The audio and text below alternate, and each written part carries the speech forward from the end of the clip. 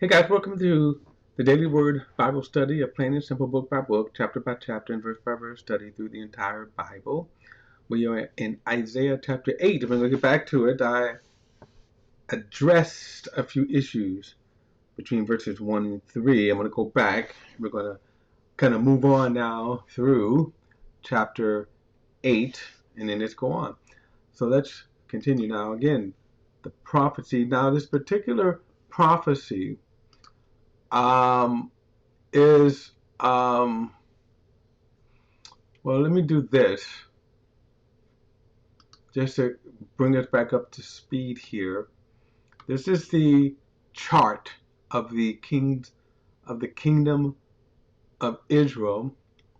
So you start with Saul, who was the first king, and then you come to David, Solomon,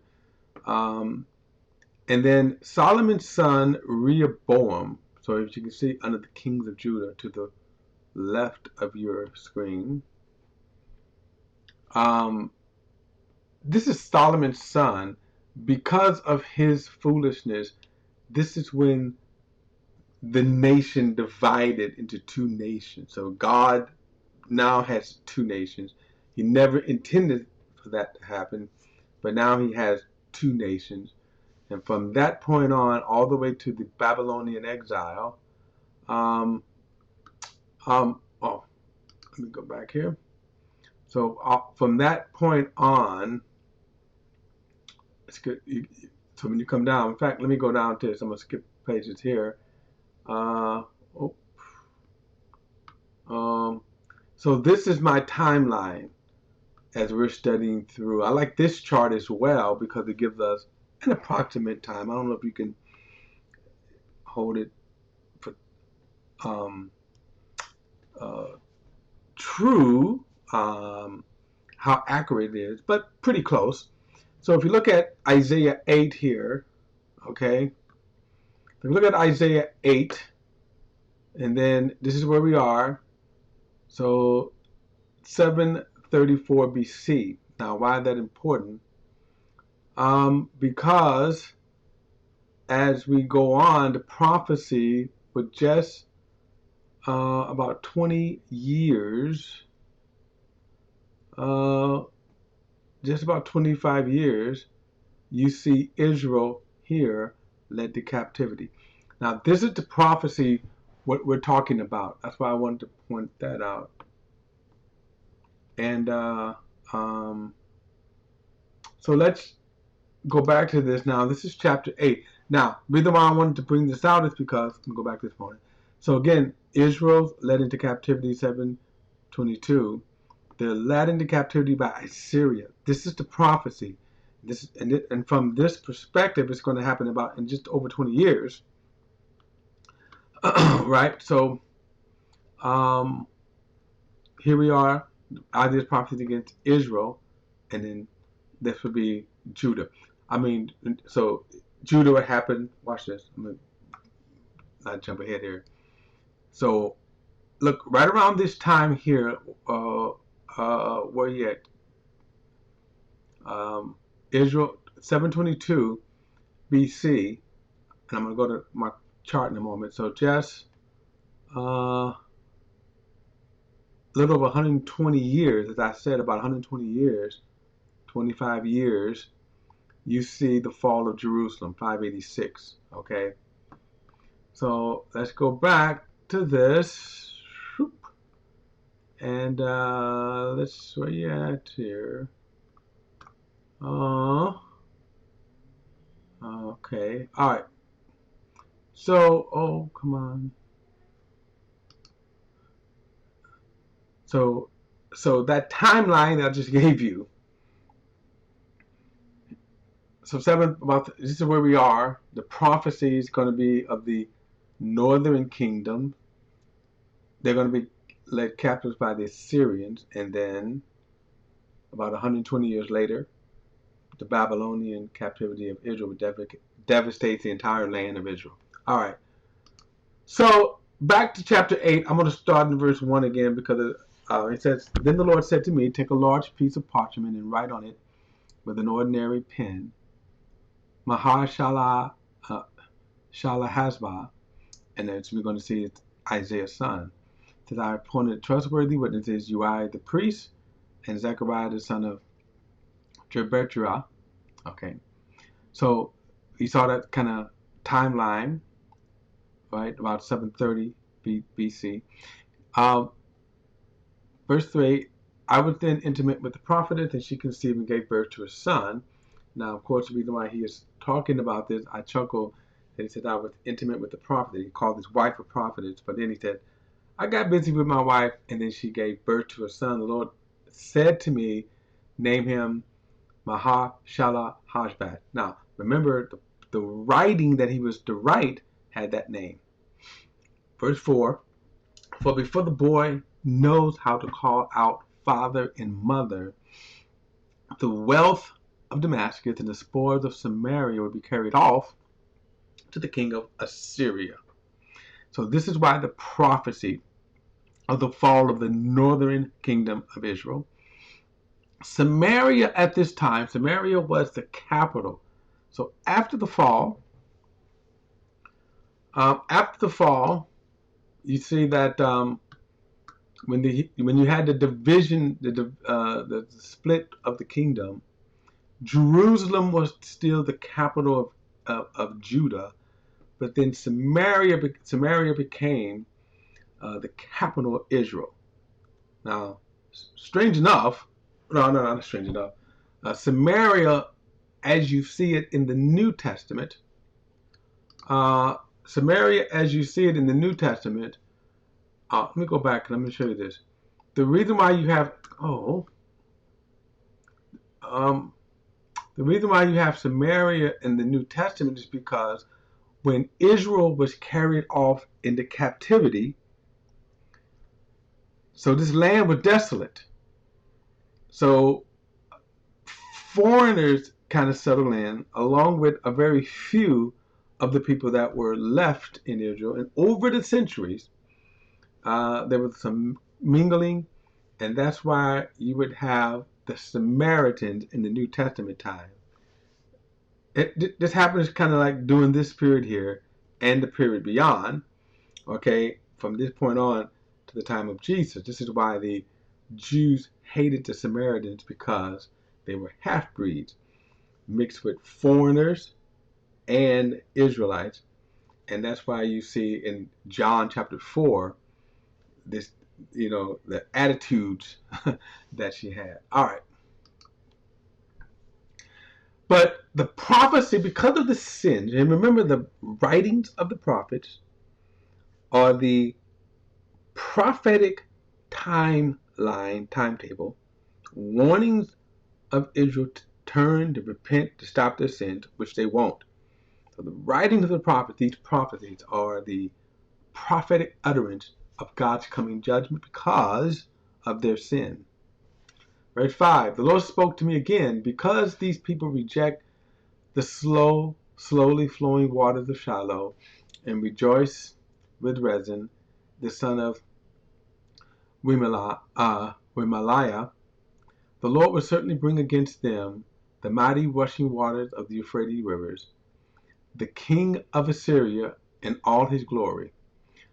It will overflow its channels and spill over its banks. It will pour into Judah, flood over it, sweep through, reaching up to the neck, and its spreading streams will fill your entire land, Emmanuel. Now, use this word Emmanuel. We're going to come back to this word Emmanuel. Remember, the word Emmanuel is God with us. He says, band together, peoples, and be broken. Pay attention, all you distant lands. Prepare for war and be broken. Prepare for war and be broken. Devise a plan, it will fail. Make a prediction, it will not happen, for God is with us. Verse 11. This is what the Lord said to me with great power, to keep me from going the way of this people. Do not call everything an alliance. These people say is an alliance. Do not fear what they fear. Do not be terrified. You are to regard only the Lord of hosts as holy. Only he shall be feared. Only he should be held in awe. Now, kind of interesting note here. You are to regard, notice, only the Lord of hosts as holy. Only he should be feared. So this was a time when paganism was rampant. We don't see a lot of it today. There is still paganism. For example, in India, um, there's still some 300 million gods. Okay, but you still kind of see it, especially since India is moving towards the technology.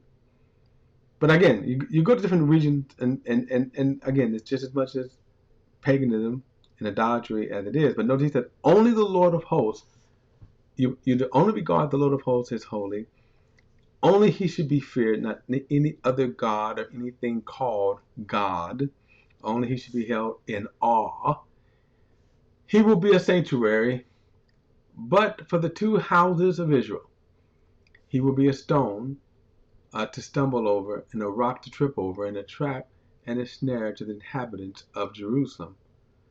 Now, he's also including Jerusalem kind of in this prophecy of doom to come. Verse 15, many will stumble over these, and they will fall and be broken. They will be snared and captured. Bind up the testimony, seal up the instruction among my disciples. I will wait for the Lord who is hiding his face from the house of Jacob, and I will wait for him. Now, whenever you have judgment, oftentimes, well, you find it when God when he does start to carry out his judgment, he is totally distancing himself from his people. That's why he says, I will hide my face. They're going to be crying out to him, but he's not going to answer. Not during that time, because they are rejecting right now what he is telling them to do in terms of to repent. Verse 18, here I am with the children. Here I am with the children the Lord has given me to be signs and wonders in Israel from the Lord of hosts who dwells in the Mount of Zion. This was quoted, I'm going to put this up here, I don't know if y'all can see that. Hebrews chapter 2, the writer quotes this particular verse right there. Okay, verse 20. And he quotes this as Jesus is the one making this declaration. Verse 19. When they say to you, consult the spirits of the dead and the spirits who chirp and mutter, shouldn't the people consult their God? Should they consult the dead on the behalf of the living? Now, you're going to see a lot of times that as we move through the prophecies of Isaiah, and especially Isaiah, but also the other prophets, where God is going to say, some of y'all just stupid. Some of the mentality of idols is just plain stupidity. Should you consult the dead for the living? They're dead, right? Verse 20. To the law and the testimony, if they do not speak according to this word, there will be no dawn for them. Verse 21. They will wander through the land, dejected and hungry. When they are famished, they will become enraged, excuse me, and looking upward will curse their king and their God, and they will look towards the earth and see only distress, darkness, and the gloom of affliction. And they will be driven into darkness. I'm trying to think if I'm going to go to verse 9 here. Okay, but so he's beginning his prophecy again at the timeline here as we are in the book of Isaiah, again about 730 BC. But the more thing is that now remember, Isaiah's prophecy is mostly to the kings of Judah. Okay, so on your left side, his prophecies begin around Uzziah, and then all the way down to Hezekiah. So this is Isaiah's prophetic prophetic time, but mostly to Judah. Now, as we can see, he is prophesying about the fall of Israel, but mostly his prophecy is to the king of Judah. All right, let's start chapter 9, verse 1. It says, "Nevertheless, the gloom of the distressed land will not be like that of the former times, when he humbled the land of Zebulun and the land of Naphtali. But in the future he will bring honor to the way of the sea, to the land of the east and of the Jordan, the Galilees of the nations." Now notice the honor he's referring to would be the coming of Jesus. Now I read this a few sessions ago. Then he says, "The people walking in darkness have seen a great light, and the light of dawn has dawned, and those living in the land of darkness, and those living in the land of darkness." Excuse me. Let me go back and show you this again because I think this is important. Matthew 4 and verse. Oh, come on. Okay, so where are we at? Verse 12.